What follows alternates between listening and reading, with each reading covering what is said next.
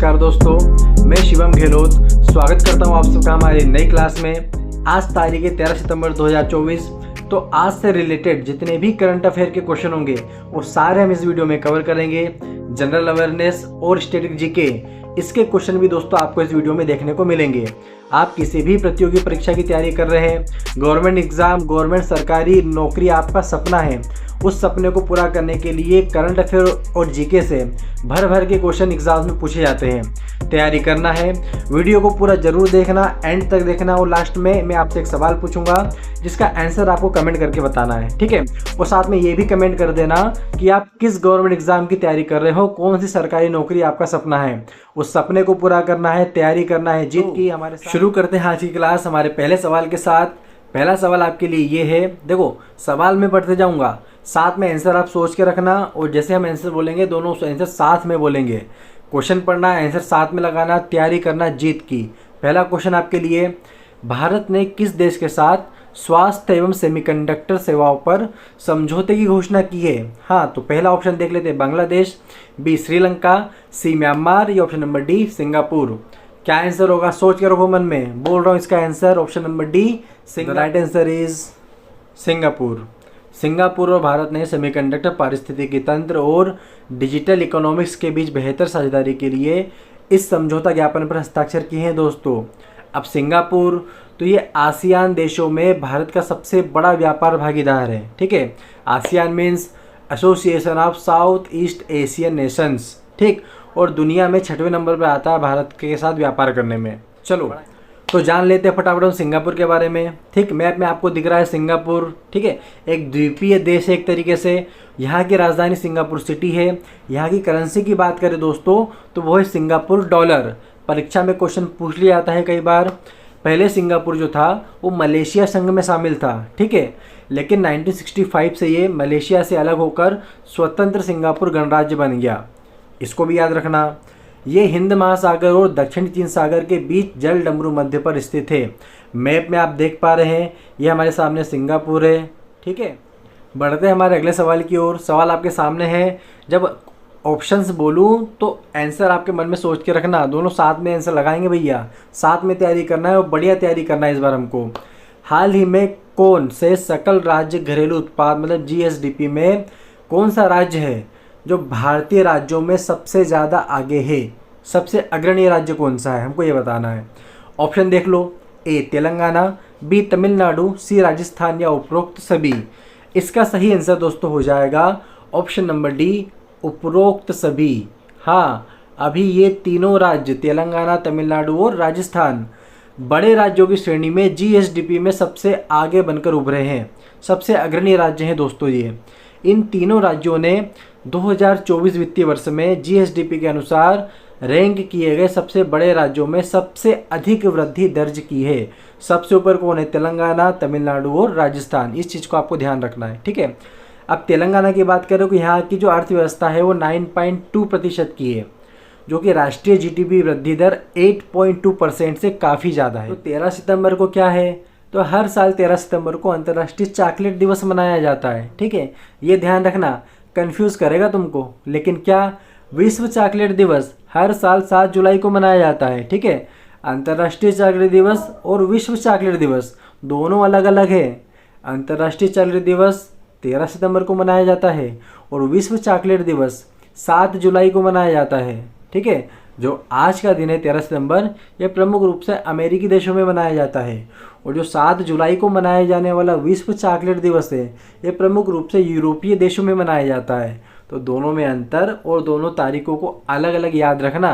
सवाल दोनों में से कोई सा भी पूछा जा सकता है। फटाफट अपनी क्लास आगे बढ़ाते हैं। अगला सवाल, हाल ही में भारत ने किस देश के साथ परमाणु ऊर्जा, जीवाश्म ईंधन जैसे महत्वपूर्ण विषयों पर समझौता ज्ञापन पर हस्ताक्षर किए हैं? फटाफट सोचो क्या है इसका आंसर हो सकता है। ऑप्शन पढ़ रहा हूँ, ए अफगानिस्तान, बी बांग्लादेश, सी यूएई, या ऑप्शन नंबर डी अमेरिका। बताओ फटाफट क्या हो सकता है। इसका सही आंसर है दोस्तों हमारा option number C UAE. This is the correct answer of the question, ठीक। क्या? यूएई, यूनाइटेड अरब अमीरात, इसने भारत के साथ कुछ महत्वपूर्ण विषयों पर समझौता ज्ञापन पर हस्ताक्षर किए हैं, जिसमें परमाणु ऊर्जा, ध्यान रखना, जीवाश्म ईंधन, खाद्य सुरक्षा और दीर्घकालिक एलएनजी यानी कि लिक्विड नेचुरल गैस, ऐसे महत्वपूर्ण विषयों पर समझौता ज्ञापन पर हस्ताक्षर किए हैं भारत और यूएई ने। हमारा यूएई था, इसके बारे में फटाफट हम जान लेते हैं। एशिया में स्थित एक देश है जिसकी राजधानी अबू धाबी, हम सब जानते हैं। करेंसी ध्यान रखना, दिरहम। कहाँ की करेंसी है? यूएई, यूनाइटेड अरब अमीरात, यहाँ की करेंसी है दोस्तों, ठीक है। अब यहाँ का एक शहर है दुबई, सब जानते हैं।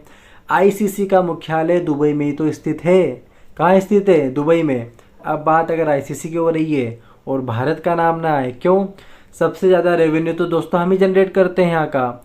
और अभी आईसीसी के प्रमुख कौन बनाए गए हैं चेयरमैन? जय शाह, 5वें भारतीय है जिन्होंने आईसीसी के चेयरमैन पद पर नियुक्त किया गया है और सबसे युवा भारतीय भी है जो इस पद पर नियुक्त हुए हैं। तो सारे क्वेश्चन ध्यान रखना और कॉपी में बढ़िया नोट करते चलना, वरना तुम तो भूल जाओगे, लेकिन अपने को परीक्षा तक तो याद रखना है। हाल ही में किसने भारत को हराकर इंटर कॉन्टिनेंटल कप जीता है?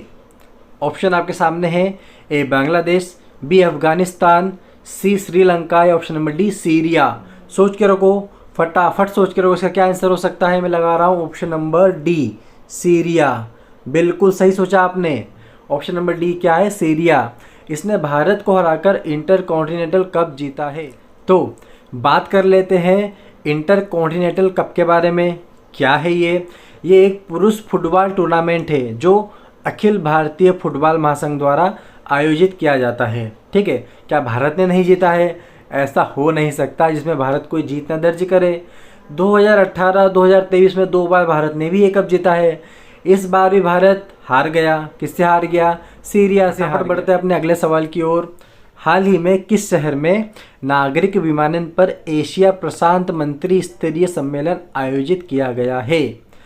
ऑप्शन बोल रहा हूँ, आंसर मन में सोच के रखना। आंसर अपन दोनों को साथ में लगाना है बढ़िया तरीके से। पहला ऑप्शन है बेंगलुरु, बी भोपाल, सी नई Delhi, option number D Chennai. सोचो, फटाफट लगाओ, कमेंट करो क्या इसका आंसर हो सकता है। चलो लगा रहा हूँ इसका आंसर में ऑप्शन नंबर सी नई दिल्ली। बिल्कुल सही लगाया आपने। ऑप्शन नंबर सी नई दिल्ली इसका सही आंसर है। 11-12 सितंबर 2024 को अभी भारत मंडपम नई दिल्ली में इस कार्यक्रम का दोस्तों आयोजन किया गया, ठीक है। अब ये कार्यक्रम किस बारे में था तो जान लो। हवाई अड्डे के विकास और बुनियादी ढांचे की खोज, विमानन सेवाओं के लिए आयोजन किया गया था। हवाई अड्डों का विकास हो, भारत की विमानन सेवाएं तेज गति से आगे बढ़े, ठीक, और विकास की ओर अग्रसर हो, इसलिए ये सम्मेलन का आयोजन नई दिल्ली। जो कार्यक्रम दोस्तों आयोजित किया गया था ये दूसरा प्रशांत मंत्री स्तरीय कार्यक्रम था, ठीक है। इसके बारे में हम जान लेते हैं। ये कार्यक्रम ICAO और नागरिक उड्डयन मंत्रालय भारत सरकार के द्वारा संयुक्त रूप से किया गया था। पहला मंत्री स्तरीय सम्मेलन जो था एशिया क्षेत्र के लिए 2018 में आयोजित किया जा चुका था चीन के बीजिंग शहर में। तो फिर उसके बाद 6 सालों के बाद आयोजित क्यों किया गया, क्या कारण था? तो बीच में और आयोजन इसका किया जाना था, कोरोना के कारण 2020 में जो आयोजन था वो रद्द हो गया था। तो फिर कब हुआ? पहला हो गया था 2018 में चीन में बीजिंग शहर में, और दूसरा जो हुआ है वो वर्तमान में हुआ है नई दिल्ली में, ठीक है। दोनों क्वेश्चन ध्यान में रखना, वीडियो को पूरा देखना। आखिर में आपके लिए आज का सवाल होगा जिसका आंसर आपको कमेंट बॉक्स में देना है, ठीक है। बढ़ते हैं हमारे अगले सवाल की ओर। राष्ट्रीय फ्लोरेंस नाइटिंगेल पुरस्कार का संबंध किस मंत्रालय से है? फिर से पढ़ रहा हूँ, सवाल को ध्यान से सुनना, आंसर अपने मन में सोचना, हम साथ में टिक लगाएंगे। राष्ट्रीय फ्लोरेंस नाइटिंगेल पुरस्कार का संबंध किस मंत्रालय से है? ऑप्शन बोलूँ, पहला ए कृषि मंत्रालय, बी स्वास्थ्य एवं परिवार कल्याण मंत्रालय, सी वित्त मंत्रालय या ऑप्शन नंबर डी रक्षा मंत्रालय। फटाफट बताओ क्या आंसर है, कमेंट करके बताना। मैं आपके साथ लगा रहा हूँ, इसका सही आंसर है ऑप्शन नंबर बी स्वास्थ्य एवं परिवार कल्याण मंत्रालय। जी हाँ, सही लगाया आपने, आपका आंसर बिल्कुल सही था, सही सोचा आपने, स्वास्थ्य एवं परिवार कल्याण मंत्रालय, ठीक। तो इस पुरस्कार की स्थापना कब की गई थी? 1973 में स्वास्थ्य एवं परिवार कल्याण मंत्रालय के द्वारा इस पुरस्कार की दोस्तों स्थापना की गई थी। यह पुरस्कार नर्सिंग पेशेवरों, मतलब नर्सिंग के जो छात्र, नर्सिंग डॉक्टर्स जो भी है, नर्सिंग स्टाफ, उनके द्वारा सामाजिक सेवाओं के क्षेत्र में दिया जाता है, ठीक। राष्ट्रपति द्रौपदी मुर्मू ने राष्ट्रपति भवन में नर्सों को, ये नर्सों को नहीं लिखा है, यहाँ पे आएगा नर्सों को, ठीक है, करेक्शन है, करेक्शन कर लेना उसको, राष्ट्रीय फ्लोरेंस नाइटिंगेल पुरस्कार 2024 प्रदान किए हैं। तो ध्यान रखना दो बातें, नर्सिंग सेवाओं के क्षेत्र में दिया जाता है, 1973 में इसकी स्थापना की गई थी, मंत्रालय है परिवार एवं स्वास्थ्य कल्याण मंत्रालय, और किसने वितरित किए हैं, राष्ट्रपति द्रौपदी मुर्मू ने वितरित किए हैं। पूरा औरा करते चलना, पूरा पेपर क्लियर करते चलना, साथ में तैयारी बढ़िया करना, कोई डाउट हो तो कमेंट में डाउट भी लिख देना, उसका भी समाधान हो जाएगा, बस तैयारी ढंग से और अच्छे तैयारी करना। तो केंद्रीय कृषि एवं किसान कल्याण मंत्री श्री शिवराज सिंह चौहान है वर्तमान में हमारे। स्वास्थ्य एवं परिवार कल्याण मंत्री कौन है, JP नड्डा जी। वित्त मंत्री है श्रीमती निर्मला सीतारमण जी, और रक्षा मंत्री है श्री राजनाथ सिंह। मजा आ रहा है क्लास में? वीडियो को लाइक कर देना, एंड तक देखना। हम बढ़ते हैं हमारे अगले सवाल की ओर। हाल ही में भारत के किस राज्य में एशियाई किंग गिद्ध के लिए विश्व का पहला संरक्षण केंद्र तैयार किया जा रहा है? ध्यान रखना, किस राज्य में? ऑप्शन देखो, A Bihar, B Madhya Pradesh, C Uttar Pradesh, option number D Maharashtra. सोचो सोचो बताओ फटाफट, आंसर लगा रहा हूँ, ठीक, किस राज्य में किया जा रहा है ये? तो इसका सही आंसर है ऑप्शन नंबर C दोस्तों, उत्तर प्रदेश। जी हाँ, उत्तर प्रदेश में अभी इसके महाराजगंज जिले में यह केंद्र स्थापित किया जा रहा है, ठीक, एशियाई किंग गिद्ध के संरक्षण के लिए, ठीक। इस केंद्र का नाम जटायु संरक्षण एवं प्रजनन केंद्र है। इस प्रजाति को 2007 की ICN यानी कि international council of nature conservation की लाल सूची में संकटग्रस्त रूप में सूचीबद्ध किया गया था। ध्यान रखना, रेड हेड वल्चर भी इस गिद्ध को कहा जाता है। भारतीय रूप है, भारतीय प्रजाति है, लुप्त होने वाली है। इसके संरक्षण के लिए उत्तर प्रदेश के महाराजगंज में जटायु संरक्षण एवं प्रजनन केंद्र स्थापित किया जा रहा है। हाल ही में चर्चा में रही मालपे और मुल्की का कहाँ पर जलावतरण किया गया? ध्यान रखो, मालपे और मुल्की किससे रिलेटेड है? ऑप्शन बोल रहा हूँ, समझना ध्यान से।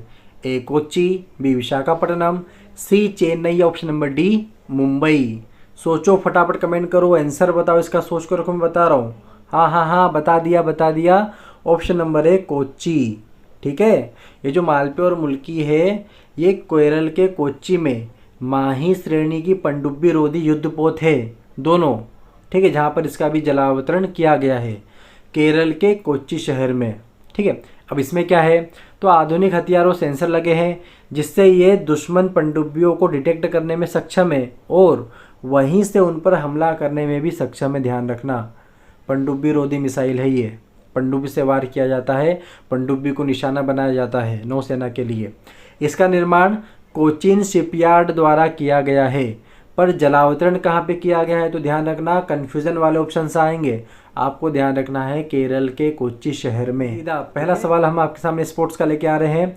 US ओपन 2024 का पुरुष एकल का खिताब किसने जीता है? सवाल को ध्यान से पढ़ना, समझना, करो इसका, सोचो क्या इसका आंसर हो सकता है, कमेंट करो, फटाफट बता दो। ऑप्शन पढ़ रहा हूँ, A Max Purcell, B Jordan Thompson, C Jannik Sinner, या option number D Donald Young. क्या आंसर हो सकता है? लगा रहा हूँ फटाफट में, option number C Jannik Sinner, ये इसका सही आंसर है, जिसने जैनिक सिनर ने US ओपन 2024 का पुरुष एकल का खिताब जीता है, ठीक है। तो US ओपन महिला एकल खिताब किसने जीता है? आर्यना सबलेंका ने ये खिताब महिला एकल का जीता है।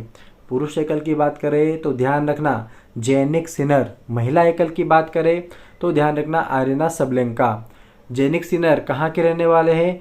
इटली देश के रहने वाले हैं और पहले इटालियन प्लेयर है जिसने US ओपन का खिताब अपने नाम किया है। चलिए दोस्तों, ये थी हमारी आज की करंट अफेयर की क्लास। आई होप आपने सेशन एंजॉय किया होगा, बहुत बढ़िया क्लास आपको लगी होगी। अच्छी लगी तो लाइक करना और नए हो तो चैनल को सब्सक्राइब ज़रूर करना और अपने उस दोस्त को शेयर ज़रूर करना जो किसी गवर्नमेंट एग्ज़ाम की तैयारी कर रहा है, ठीक है। आज का सवाल आपके लिए छोड़ के जा रहा हूँ, आपको बताना है पेरिस पैरालंपिक खेलों में भारत ने कितने स्वर्ण पदक जीते हैं? अभी हाल ही में समाप्त हुआ है, तो आपको केवल गोल्ड मेडल बताना है कि भारत ने कितने गोल्ड मेडल जीते हैं। पैरालंपिक के इतिहास में सबसे ज़्यादा गोल्ड मेडल अभी तक भारत ने जीते हैं भारत के लिए। A 6, B 7, C 8 या option number D 9। Answer comment करना और कमेंट करना वीडियो का कौन सा क्वेश्चन आपको बहुत ज़्यादा अच्छा लगा। ज़रूरी क्वेश्चंस को आप नोट करते चलना और अपने बेहतर एक गवर्नमेंट एग्ज़ाम की तैयारी करते चलना। मिलते हैं अगले वीडियो में यानी कि कल। जब तक के लिए जय हिंद।